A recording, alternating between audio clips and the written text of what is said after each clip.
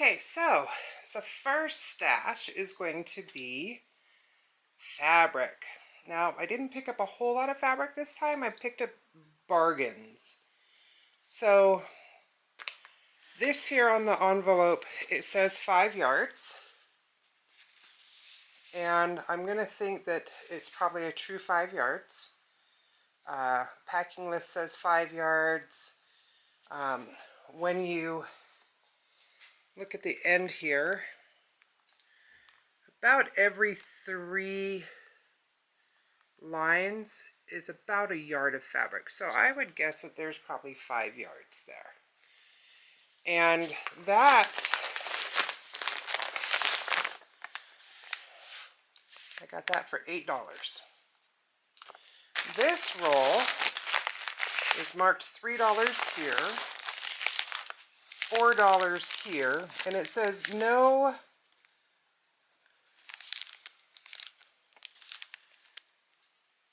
I think it says no, they don't know how many yards is on here. Again, it's, probably 5 yards, maybe 3 or 4, but I'm thinking it's closer to 5. Just by trying to figure out how to count it out, there's probably close to 5 yards there. And I got that for $3. And then this plaid, it is like it's a true synthetic. But I thought it would be kind of a lightweight skirt and vest, very comfortable. I got that for $4. There's 5 yards there. And I got this, on camera here it looks like it's blue, and it's actually a true amethyst purple. And there's about a yard there, and I think we got that for like $3. And this, again, the purple is much more purple than blue. And I got 2 of these for $5. It's a Halloween costume that I'm going to be working on. And this was a scrap of fabric I think we picked up for like $1. These 2 we bought for my husband so I can make him some new shirts. Here's a nice little trim that we bought. He's a skull collector, and that whole roll was $4. Then we picked up these odds and ends. This was $5 for this piece. It really feels like it's almost a super strength broadcloth or corset-like material. There's no stretch in this, no matter what I do, but I don't feel like it has, or it's been washed, I'm thinking, and if there was any sizing in it, that would be gone, so I don't know that it's couture. But it is a really nice weight. And then these 2 here, I got $7 for one, and I think $8 for the other. And it's muslin. It's 100% cotton muslin. And so those are the fabrics that I picked up, and I'll show you the umbrella frames next. Now we're on to the umbrellas, and I picked up 7 different umbrellas on our trip, and I kind of have an addiction to picking up some of these umbrellas, so my husband told me I have to start recovering some before I can buy more. Of course, I'll say okay unless I find the one. Now, some of these, you can see, are very long.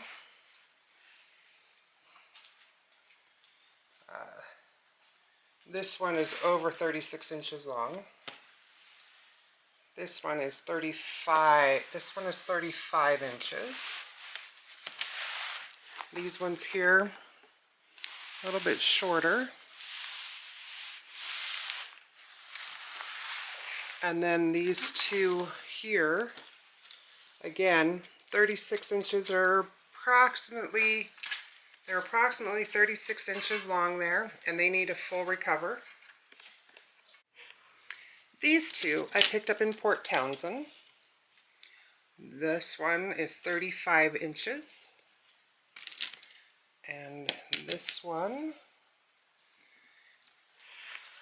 is 37 inches. They have no shattered silk on them at all, and so that will be a full recover. I don't know what pattern I'm gonna use.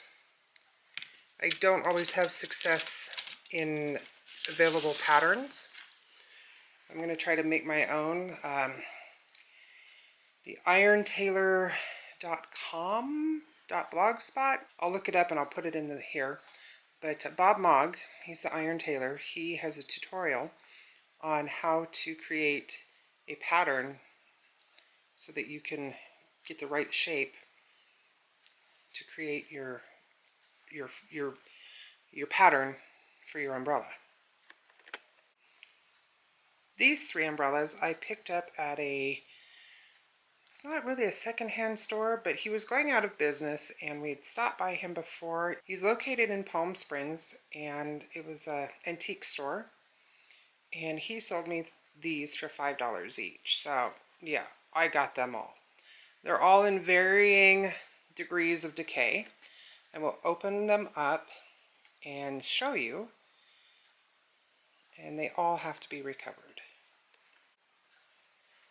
Alright, so as you can see, this one is pretty shattered. It has a really pretty design. See if I can get better. There's a really pretty design. This is embroidered on. It's almost like a sari print. But yeah, complete rebuild on this. I do have one piece here, even though it's shattered, it is a complete piece that I possibly, if I'm delicate enough, could use that piece to make a new pattern to recover this one.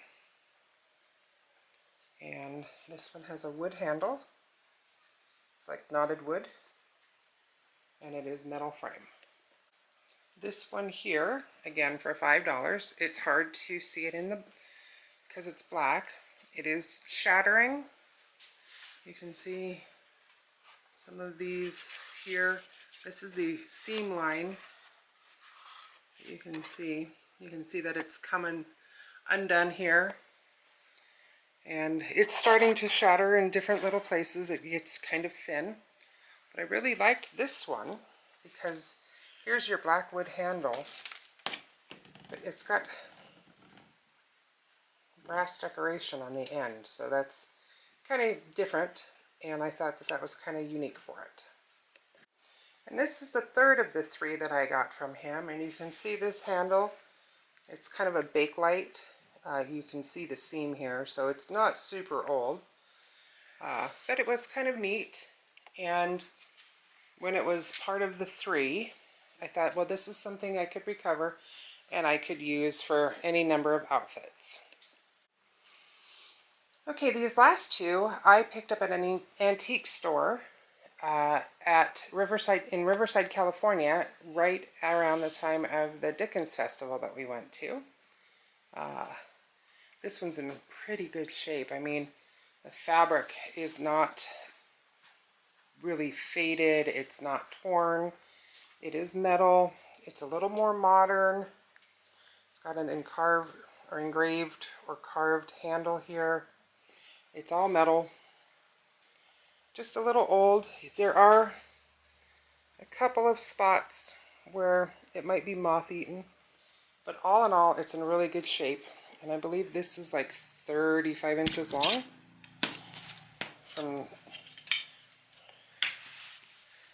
Yeah, 35 inches long. And so, almost a good walking one. Now this one, I have not had any time to research anything on any of these. But this one is 42 inches long. Again, it's metal. You can see some of the stitching has come undone, and so it's starting to shatter here. But inside here, I don't know what the name is here, but it does say San Francisco down here. And so to recover that, I do have some good panels to use. And even though like all of these are blue and black, I'm probably going to recover them in color because I like color. But let me get the last two frames open for you. They won't have the cover on them, but you'll be able to see how big they are, I hope.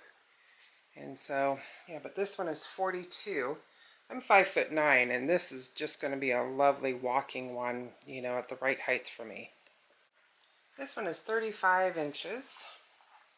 You can see there's some fabrics here left on the end. It's a little bent, might need a little bit of work done to it, but looks like there's 8 spokes to it. So hopefully I can get that one up and going pretty soon. And last but not least is this one. It's 37 inches long, wood handle, nice spokes.